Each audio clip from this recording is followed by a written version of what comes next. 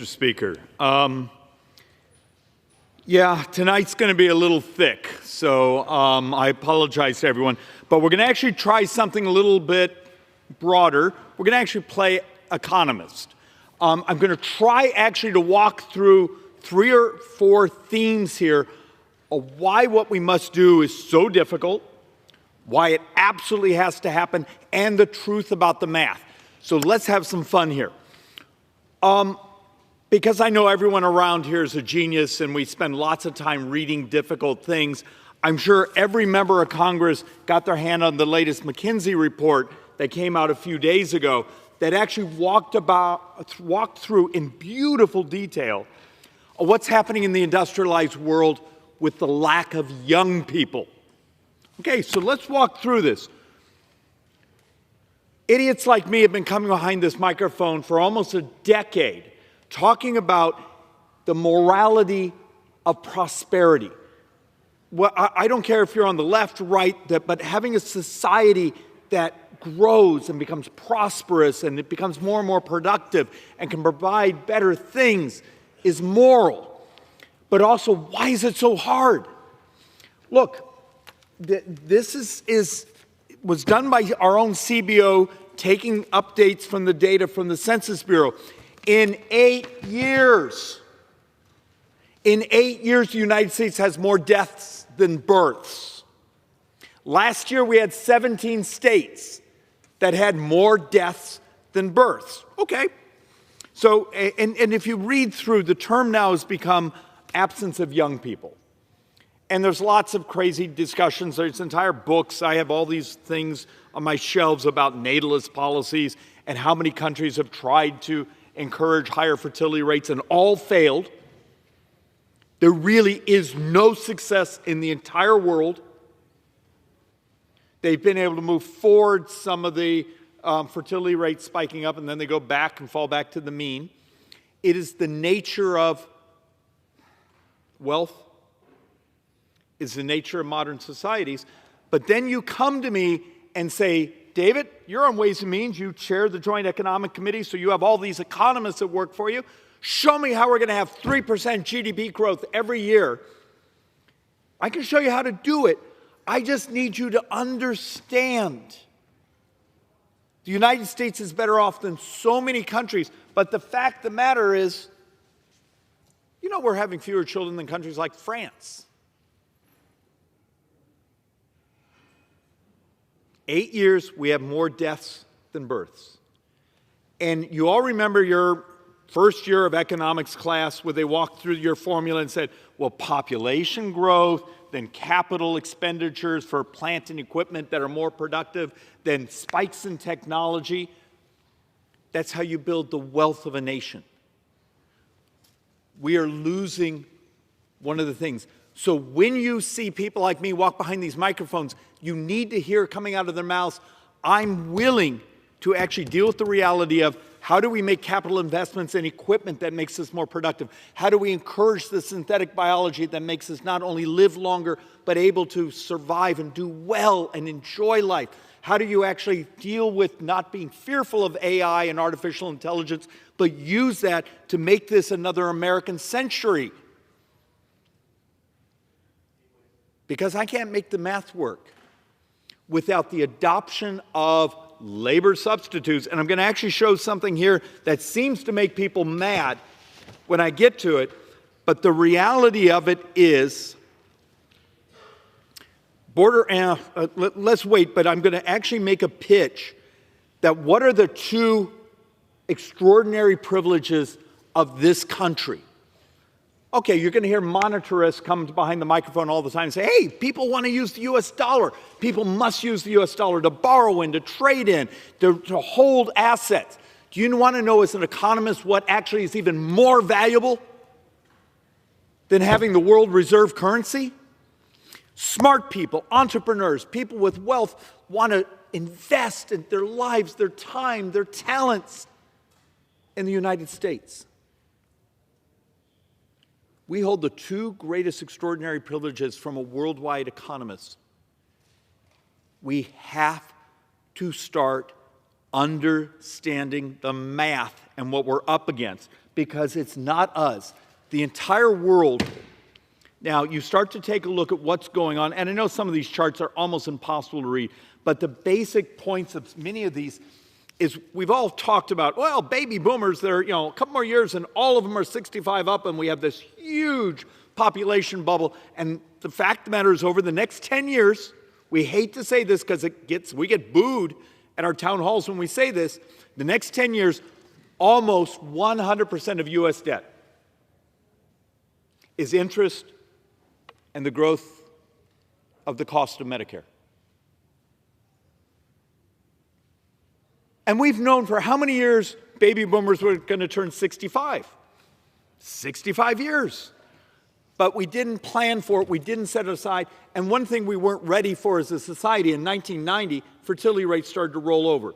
So it's the absence, as the McKinsey report goes up and down, it's the absence of young people. Now make an economy grow. So look, some of the points I'm going to try to make here is this one, I need people to think. You saw the kerfuffle last week when Elon Musk and some of the others got into the, H-1B visas, bringing talent into the country. I'm actually not even sure I like the H-1 process. I'd like to move maybe to a talent-based system. But the entire world, the entire industrialized world is going through things very similar to us. China's numbers look, it's the craziest chart you're ever going to see. It's like a boom. So in the 70s and 80s, the world competed for hydrocarbons, oil. You remember the oil. Last decade, we sort of battled for where we could have supplies of rare earths. Some of the smartest economists that actually do demographics are now saying the industrialized world is going to knife each other for smart people. Now, maybe a smart person is the great carpenter or the synthetic biologist, but we need to start being honest with each other that you want us, particularly my economic team, to say, build us ideas, build us a plan as we get ready to do reconciliation, do the things that provide us the growth so we can still be Americans, that sort of beacon of prosperity. You got to understand, 8 years, more deaths than births. Are we going to be willing to do very difficult things and move to a talent-based immigration system that doesn't care about your race, your gender, who you cuddle with, anything else, cares about the talent? And I've actually done entire presentations here where I've shown what happened at the border over the last 4 years will make the working poor poorer in this country. It's math. It's not my opinion. I'm not demagoguing. It's math. You have a part of your society, we call the quartiles, which I sort of despise that term. You didn't graduate high school, so what you do economically is you sell your willingness to work. You go out and hang drywall. You bust your backside. And then tomorrow you're competing against millions of other people with the same skill set. And you actually look at how our economy works and the fact that, let's be brutal, populations under a certain income, they will receive services from our society because we're a compassionate society. But when you start to see a talent-based immigration system, you have people here, because the productivity they bring to society, turns out when you look at their career, they pay a boatload of taxes and actually help us grow. Need to deal with the math. And the fact of the matter is, we look over and over at these things, and you see countries like the United States. Now, I'm just using Japan because it's easy.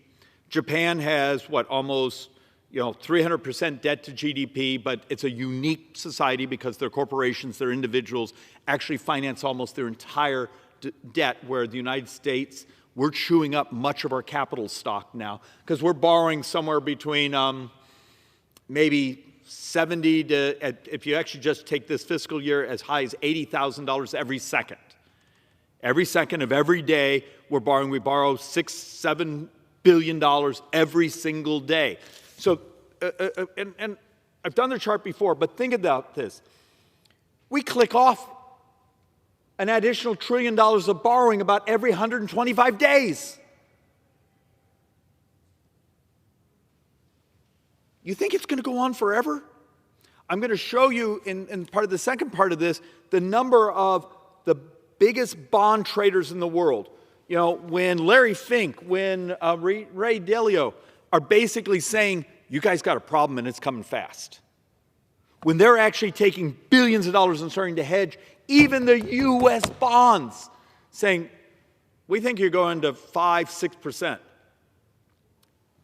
And understand, if the United States ever went back to what was normal before the Great Recession of 2008, we went back to a 6% handle on U.S. debt.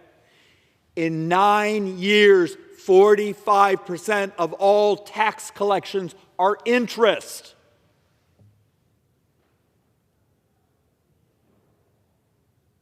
Why doesn't that scare the crap out of people? And then we're going to engage in policies where we're doing our best to scare to death the very people we're turning to and saying, please buy our bonds?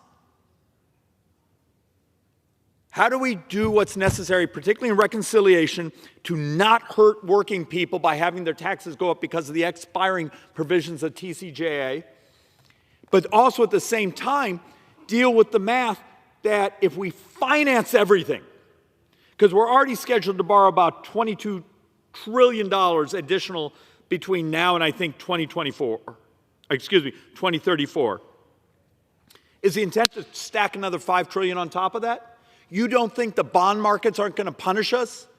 Because little bits of interest just crush not only the U.S. government, but they crush working people. How many people can afford a mortgage right now when it's over 7%? How many can afford the car loan? Understand, we just went through functionally 3-4 years of inflation where in my community, if you don't make 27% more, you're poor today. So we talk, isn't the employment rate great? It is, but it's wage growth. And wage growth goes up by two things. Inflation, which means you are not getting ahead, you're just treading water, or productivity.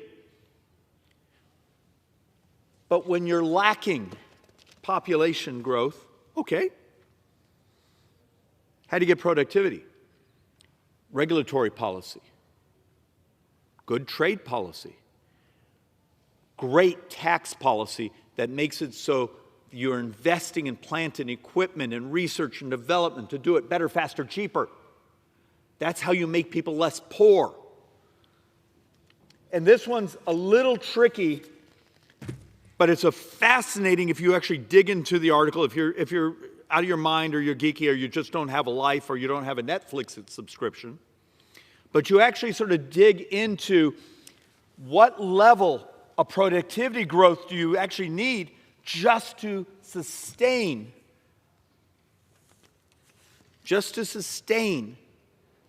sort of your lifestyle. And it's all sorts of different countries. And for the United States, you need almost about a 2%, where we're looking at the different years. But you see the pink line? We calculate if you're not having at least a 1.8% productivity gain, which is a lot, you're functionally poor. You become poor. And for all the people who complain about, well, don't do tax cuts for business, okay? Don't do regulatory change for business, okay? Now, go read the literature. We know that in 2017, what we did in changing the corporate tax rates, getting companies to move their monies back here, getting them to invest in productivity, those things, we calculate from 60 to 70% of every dime they got went into wages. Because once again, the primary way people make more money is productivity.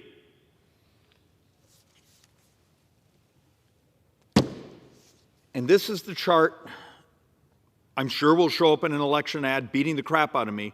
But you see this spike? That was the years of the open border. We go back to normality, where the immigration system, except we're the last country really on earth that uses a familial system. Familial system, you sponsor someone because your grandma was here, and your grandma sponsors her sister, and they sponsored theirs. That's a familial immigration system. My argument is, as part of when we're starting to deal with productivity for the society, we actually have to start thinking about it from top to bottom. It's not just great AI policy. It's not just great synthetic biology policy. It's not great regulatory policy. It's just a great tax policy. It's also going to have to be immigration. All right, now on to sort of the reality where we're at. We actually got, I'm going to call it better news. CBO actually did some calculations and said, hey, we expect tax receipts to be up in this fiscal year. So I've come here repeatedly and shown my chart that says for every dollar the United States takes in all sorts of tax receipts. And remember, most of those tax receipts are going to Social Security, Medicare, those sorts of things. But for every dollar we take in 39 cents, $1.39 is spent. Guess what? The good news is now it's no longer $1.39 of spending for every dollar we take in. Now it's $1.36. Got better. Still terrifyingly bad. And this is the improvement that so many people were running around being giddy about. So let's actually sort of walk through some of these numbers as quickly as we can. Federal spending as a share of total tax revenues. The reason I'm showing you this is to give you an idea the scale we're up against. If you actually take all of our tax receipts, every dime, and say, here's what we call mandatory spending. Social Security, Medicare, Medicaid, veterans benefits, and interest, because you got to pay your interest. We're the ones who basically binge on debt. It consumes every dollar of tax receipts plus some. We actually don't collect enough taxes to pay for our mandatory spending and our interest. And that's our basic problem, is if you do net interest and mandatory spending, it consumes everything. So the point from this chart is very simple. Everything, Mr. Speaker, you and I vote on, everything a member of Congress votes on is on borrowed money. Every dime of defense, every dime of non-defense discretionary. But we're going to do theatrical things, go on our local talk radio show, go on cable television, sometimes stand behind these mics and say things that may be great policy, but we act like it actually will make a difference to these sorts of numbers, and it doesn't. I've heard my brothers and sisters here say things like, okay, health care or Obamacare subsidies for those who are here illegally. Okay, I'm fine. Go ahead and get rid of them. It's 9.5 hours for an entire year's worth of borrowing. So an entire year, you just covered 9.5 hours. Don't act like it's a solution. It's one of 1,000 things you have to do. And here's the classic problem of the way this place thinks. Turns out fixing things are complex. And we live in a society with these things where we have attention spans. We want something that's simple, flashy, short. Well, it turns out complexity often requires a complex solution. It's hard. You're going to have people, the armies of the lobbyists in the hallways, mad at us. They don't like it when we tell the truth. Heaven forbid, have you ever gone home and talked to your voters and they think it's, if you just got rid of foreign aid, and then you show them the chart, it's about a week of borrowing. And they just stare at you with daggers like, how can that be? It's not their fault. I believe the political class, the commentary class, let's be honest, a lot of the partisan media class have just made crap up for years. I challenge my brothers and sisters on the left to the right, know your math and start telling the truth. Because you look at charts like this, where this right here is break even. This is where the dollars. And even this year, every dime of discretionary and a little sliver of mandatory are on borrowed money once again. And the only reason I threw this chart in the way it is, where we did 24, 25, you see this? That was with the CBO's calculations that, hey, the law says next year they get to take in 400 billion some additional taxes because Americans' taxes go up. Well, we don't want that to happen. We want to protect hardworking people. The very last board I'm going to show here is the way you protect American people is you offset as much of that as you can, because you give it to hardworking folks and then you take it away from them in higher interest costs, in higher financing costs. You smile at them, you hand them $1 in their face, and you're grabbing their wallet from behind and stealing it from them. That moment of telling the truth about math is really important. Look, I brought a lot of the boards just trying to explain that, last couple of years, 39 cents out of every dollar, for every dollar we took in tax receipts, we spent $1.39. This year we're going to spend $1.36, which means all that differential. Reason I have this, it's a little complex, but to make it super, super simple as best I can.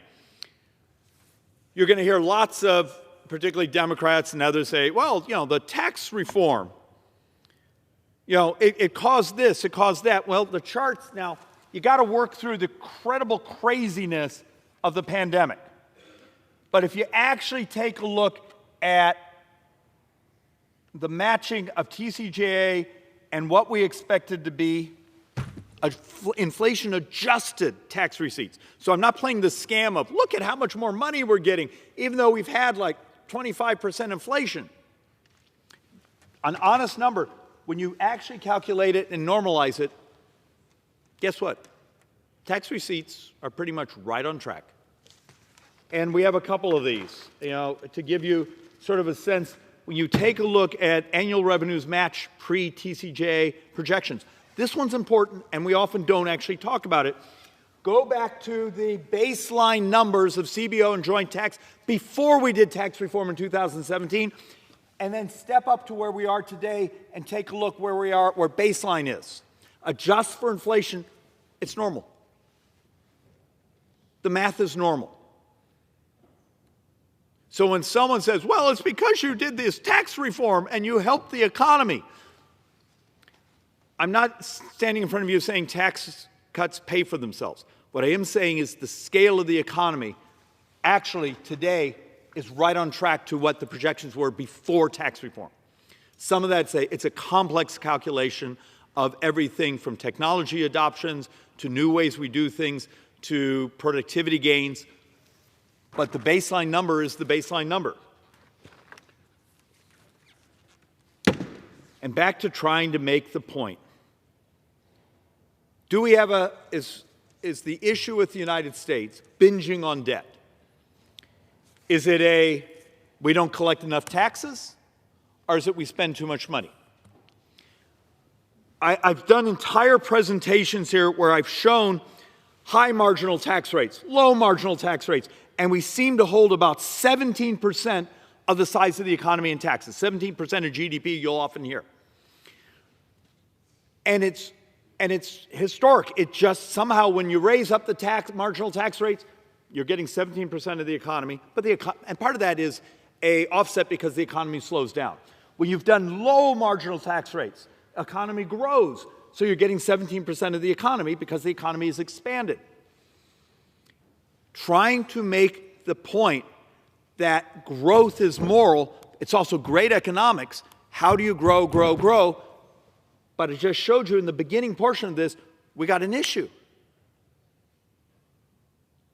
In 8 years, we have more deaths than births. We have a demographic issues. Remember, debt demographics. Demographics are your destiny. So, look, I'm just trying to point out on this. Over the last 4 years, we functionally have borrowed $7.8 trillion in deficits. That borrowing functionally is a current stimulus effect, but you're going to pay for it. It's coming out of your retirement, whether you know it or not. It's coming out of your kids.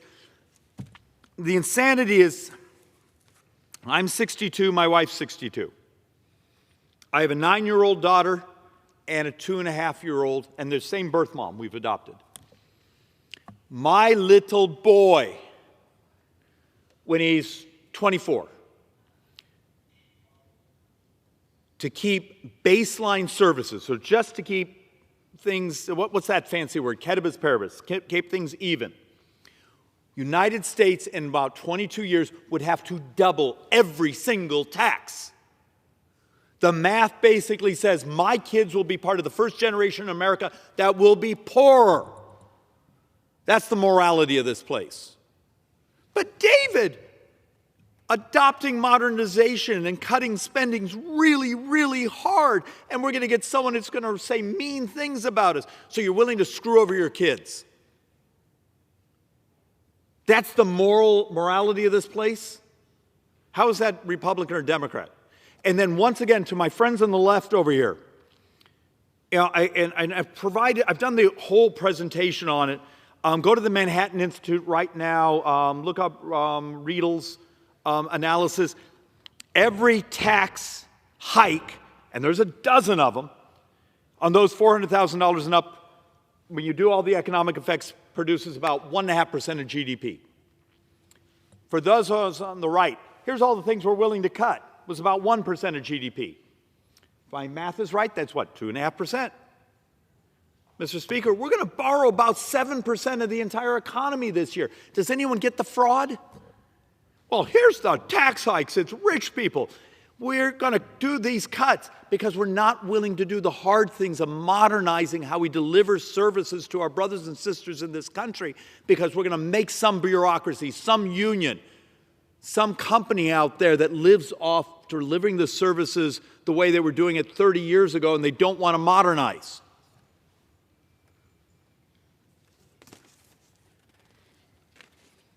So once again, over the last 4 years, we've gone from, 4 years ago, the debt was $1,502 billion. Last year,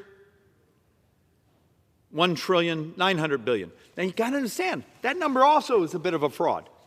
What we often don't, the United States is one of the only countries that doesn't actually put in its internal borrowing. So we borrow money from the Social Security Trust Fund, from the Veterans Trust Fund, from all these things. Are we not going to pay it back? You know we pay interest to those. So that's why the real number, like for this year, is going to be closer to $2.3 trillion.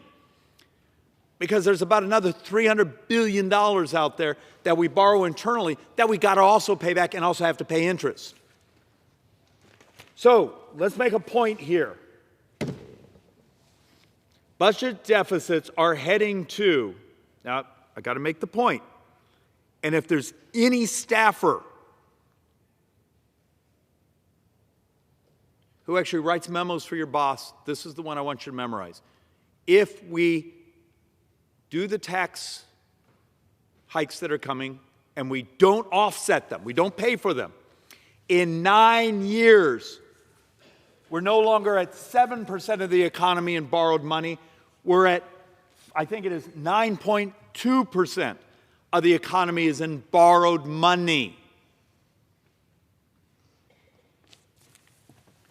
When the smart people are starting to tell us that small changes in interest rates, are we really dead set on trying to freak out our bankers? The people we turn to and say, please buy U.S. bonds. Help us finance the fact that we can't stop spending.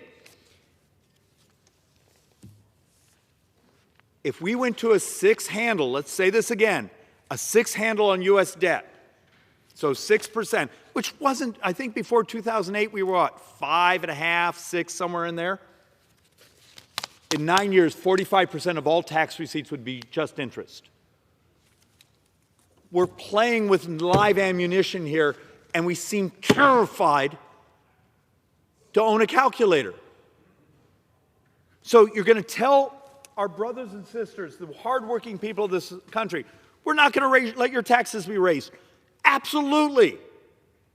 But we don't want to do things that are hard and get yelled at by a lobbyist or some group back home. So we're just going to borrow the money. So we're going to give it to you. And then a few years from now, you're going to find out that productivity in the country has slowed down because the capital stack, another $4 trillion we've sucked out of the economy, doesn't get lent to your business, to you buying a house, to the new to the new piece of equipment. And the economists have already done the calculations, basically saying, I'm sorry, it got crumpled as I was marching over here. You want to maximize the economic growth and the wealth of this country. This is a CBO report. It's been vetted by my economists and Joint Economic. You want to maximize prosperity in the curve. You offset the spending because you're screwing up the available capital, because the reason these people are writing really smart bond houses, are now writing articles, is the binging on debt that's going on in this country, but China and so many other places. Why do you think Great Britain this summer took down their government? Their bonds exploded, they lost their government. What the hell do you think is going on in France? What do you think is going on in Germany? What do you think happened in South Korea? What do you think was happening in Canada? All these countries, even Germany, who are just trying to deal with the financing costs of their pensions, the deliveries. And the United States is much better off than many of these countries, but it's coming fast for us. Do hard things today, maximize prosperity tomorrow for every working person, but also for my kids, maybe for your pension, your retirement. Because, Mr. Speaker,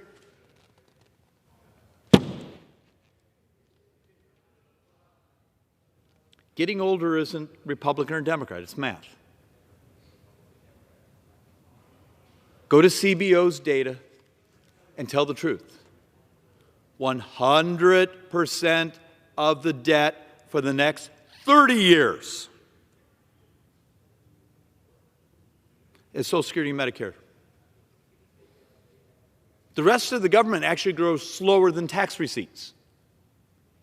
And it's like $124 trillion of borrowing, but everything is basically, we call discretionary, military, discretionary, is actually squeezed to grow slower than the tax receipts. It actually has what they calculate as a positive balance. This isn't mean, because the fact of the matter is we've demonstrated here over and over, you could modernize how we deliver so many of these things to our brothers and sisters who've earned their benefits.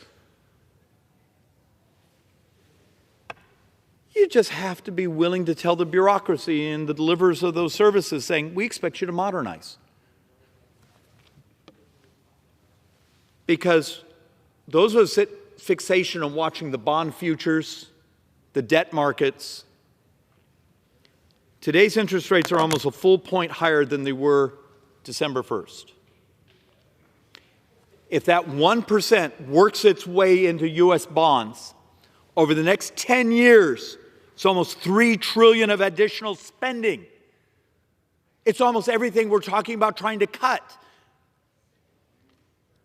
Grow up, figure out how to actually act like we are the board of directors of the biggest economy in the world, understand math, and start being fiscally disciplined. It doesn't mean cruel. It's not cutting and slashing, because if you don't communicate to the world's who we ask for money, they raise our interest rates. And those interest rates are much more cruel than anything we could possibly do. Mr. Speaker, with that I yield back.